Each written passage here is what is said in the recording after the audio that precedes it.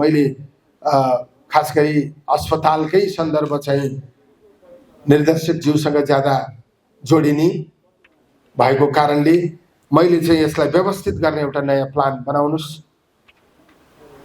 मदन उपाध्यायजीको एउटा समिति पनि हामी उहाँको संयोजकत्वको एउटा समिति पनि बनाएका छौँ।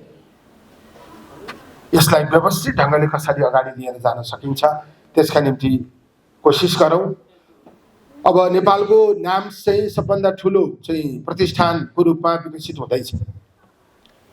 यद्यपि यसले आफ्नै कलेज बनाउन सकेको छैन, त्यो आफ्नो ठाउँमा छ, तर अहिले पिजी प्रोग्राम चाहिँ सबभन्दा बढी नाम्सबाट थपिएको छ। एकैचोटि डबलभन्दा बढी भएको छ। नेपालको जनशक्ति उत्पादनमा नाम्सले महत्त्वपूर्ण योगदान गर्दैछ। उपचारको प्राथमिकतामा राख्छौँ।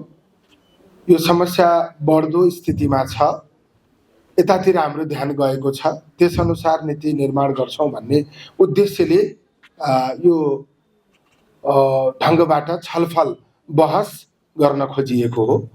कार्यक्रमका सभापति डाक्टर राजीव झाज्यू, आदरणीय उपकुलपतिज्यू, रजिस्ट्रारज्यू, वीर हस्पिटल ट्रमा सेन्टरका निर्देशकज्यूहरू, उपस्थित विशिष्टकृत क्षमता बोक्नुभएका सम्पूर्ण मित्रहरू, खास गरी अब यो अघि राजीव सरले देखाउनु भए अनुसार त वर्षेनी ठुलो सङ्ख्यामा यो ब्रेन ट्युमर पीडितहरू हुने स्थिति रहेछ।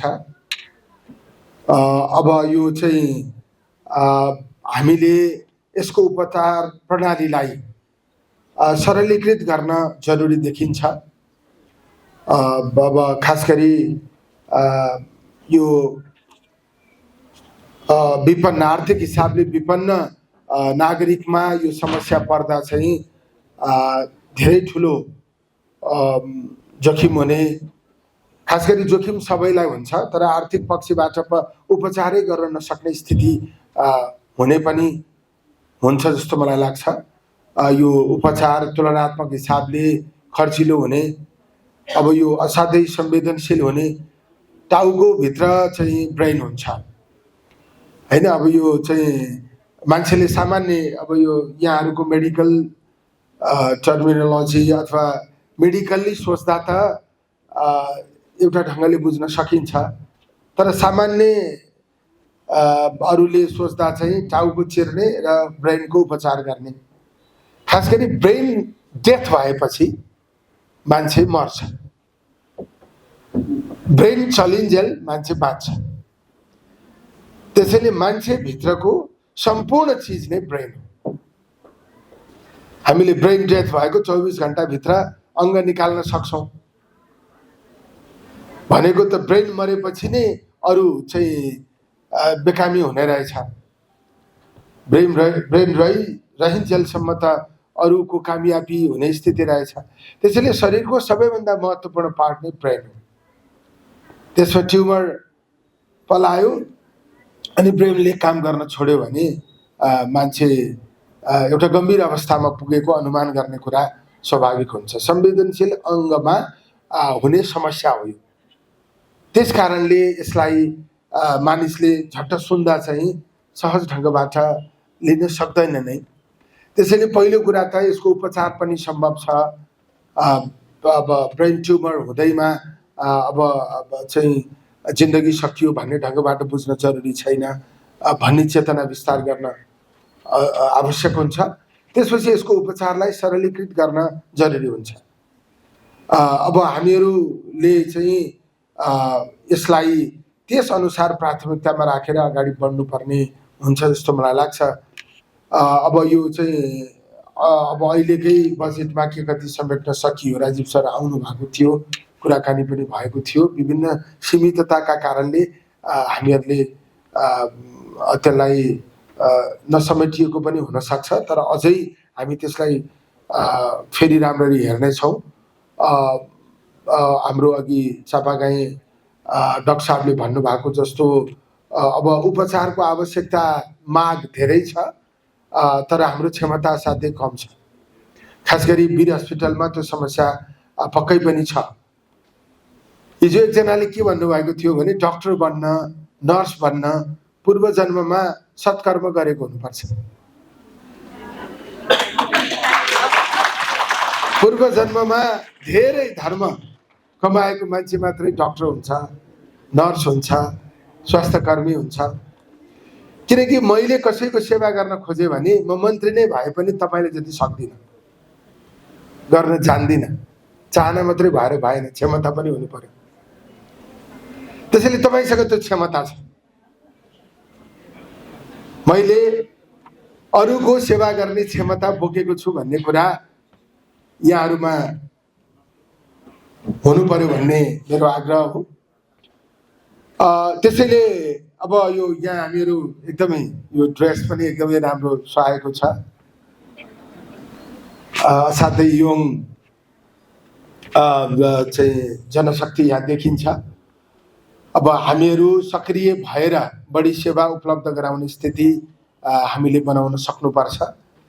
खास गरी मेरो विचारमा यो एउटा एकछिनलाई मानौ, हुन त यो सरकारी संस्था हो र पनि त संस्था त हो नि, अर्गनाइजेसन त हो नि।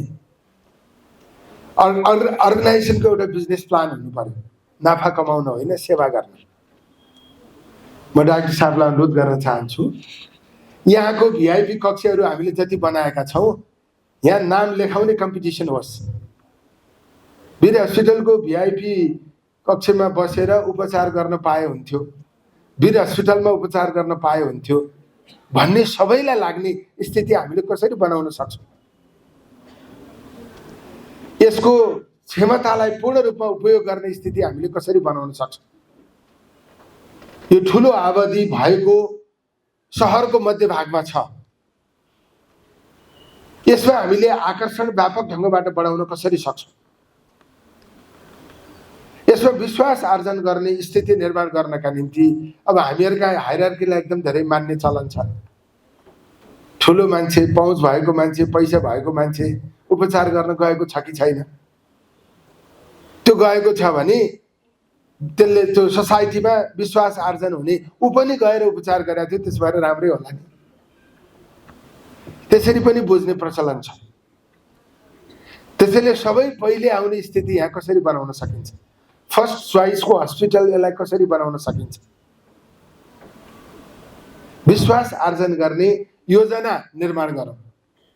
यहाँ माथि हुने टीका टिप्पणीलाई अन्त्य गरौँ। तमाम अभावहरू छन्, समस्याहरू छन्, त्यो कुरा म स्वीकार्छु। त्यसको बावजुद पनि कसरी गर्न सकिन्छ?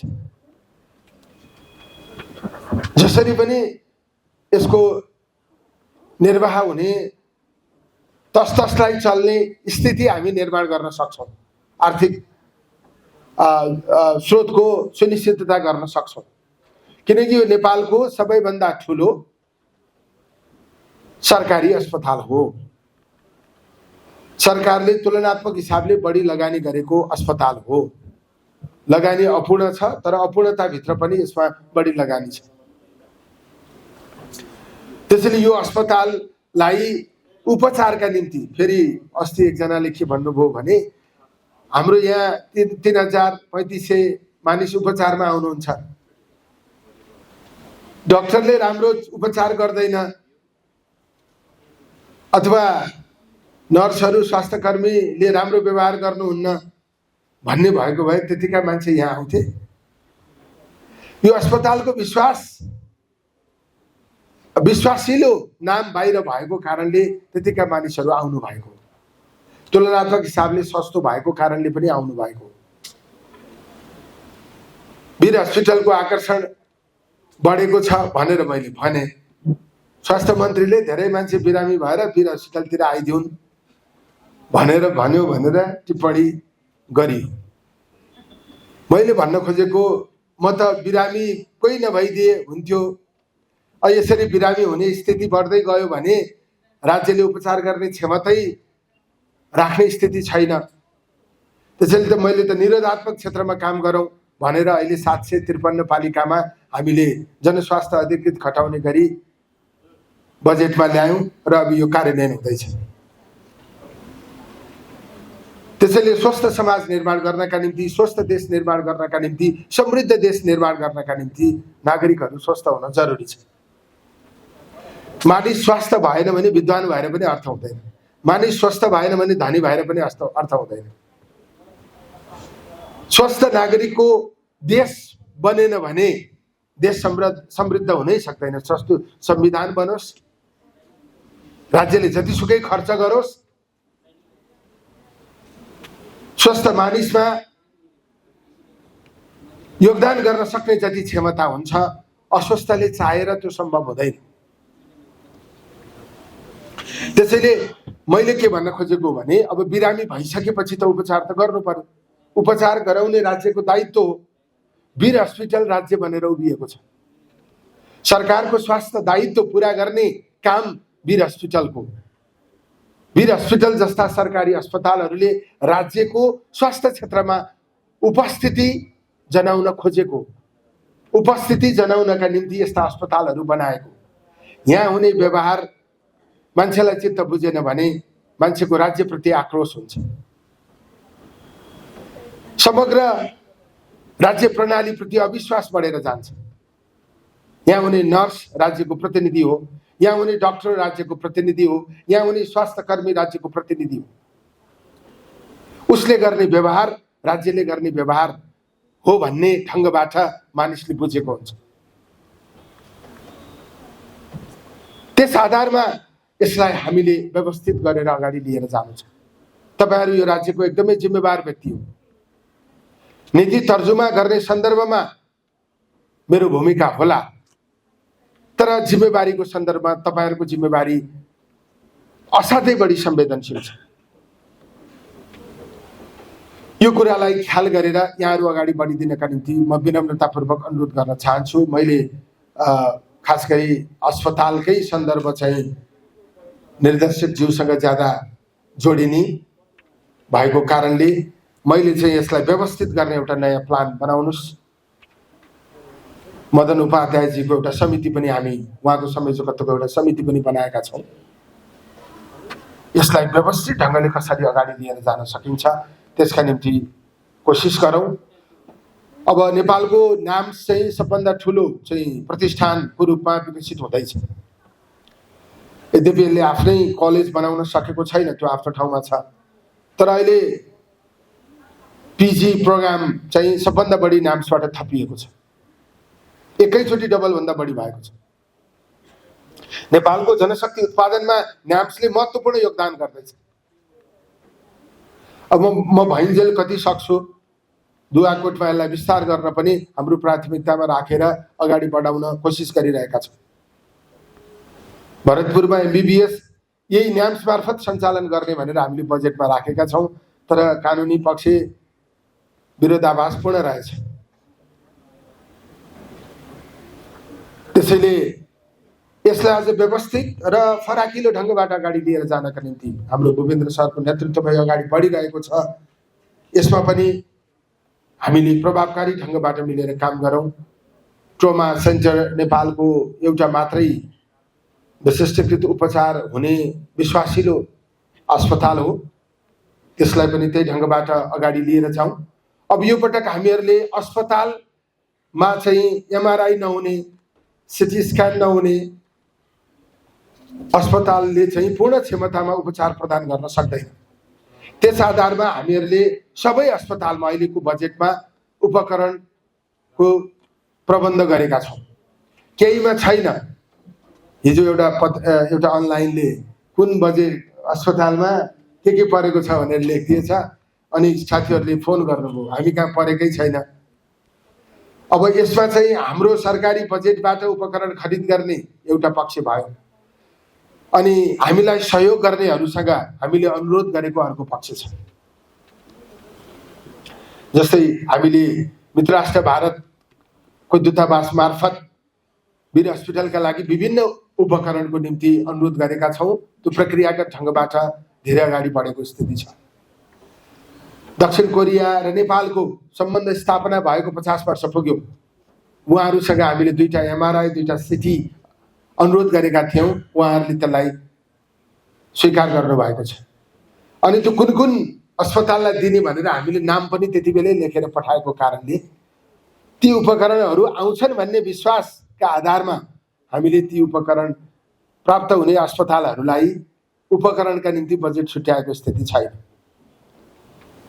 ती बाहेक अरू सबैमा हामीले कुनै न कुनै खालको उपकरण उपलब्ध गराउने गरी व्यवस्था गरेका छौँ। जनशक्तिको सन्दर्भमा अब आज या भोलि मन्त्रालयले ओएनएम गर्नका निम्ति बनाएको समितिले प्रतिवेदन दिँदैछ। हामीले सैद्धान्तिक स्वीकृति क्याबिनेटबाट लिइसकेका छौँ।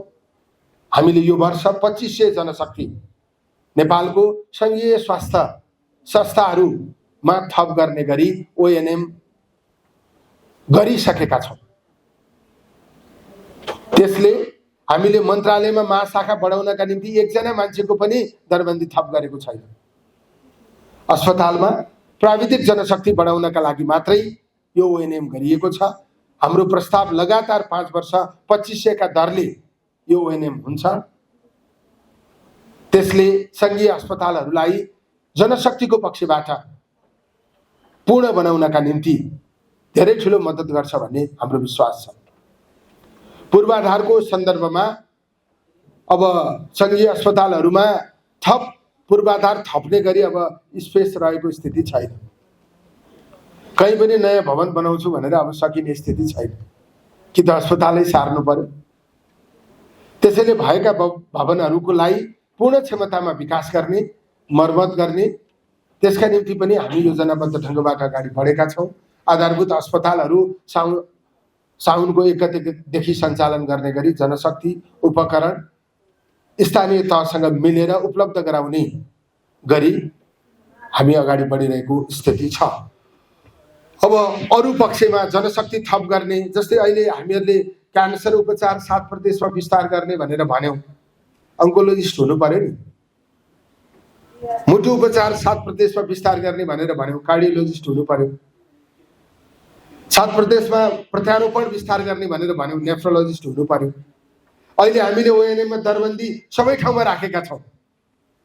7 प्रदेशका ती कार्यक्रमहरू विस्तार हुने ठाउँमा हामीले दरबन्दीमा जनशक्ति दरबन्दीमै राख्ने भनेर ओएनएम गरेका छौँ।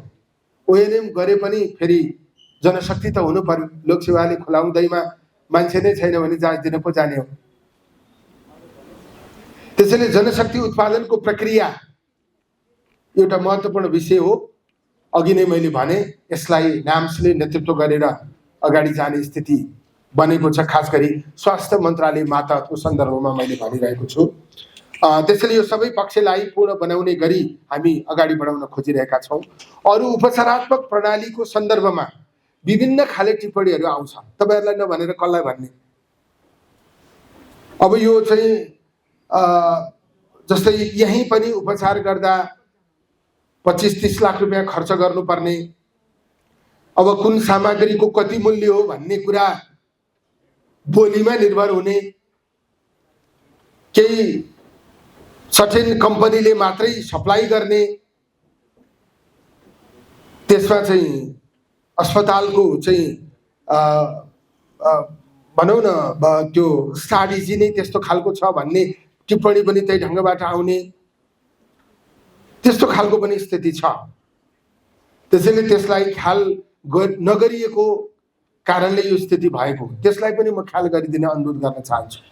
कतिपय इम्प्लान्ट गर्ने चाहिँ उपकरणहरू हुँदा रहेछन्, त्यसमा चाहिँ हामीले भनौँ न कुनै नीतिगत ढङ्गबाट व्यवस्थित गरेको स्थिति रहेनछ। त्यसलाई पनि म ख्याल गरिदिनका निम्ति अनुरोध गर्न चाहन्छु। यो चाहिँ ब्रेन ट्युमरको उपचारलाई सरलीकृत गर्न जरुरी छ। जस्तै हामीले चाहिँ स्ट्रोकको औषधि डाइरेक्ट रिलिफबाट अमेरिकन एउटा संस्थाबाट 3टा अस्पतालमा निशुल्क उपलब्ध गराएको स्थिति छ। ब्रेन ट्युमरको हकमा पनि त्यस्तो केही गर्न सकिन्छ कि? उपचार प्रणालीलाई कम्तीमा एउटा अस्पताल, जस्तै ब्रेन ट्युमरको राम्रो उपचार हुने पूर्ण क्षमता मा चाहिँ उपचार केन्द्र बनाइएको अस्पताल वीर हस्पिटल हो भन्ने पहिचान बनाउन सकियो भने त्यसले अझ बढी मद्दत गर्छ।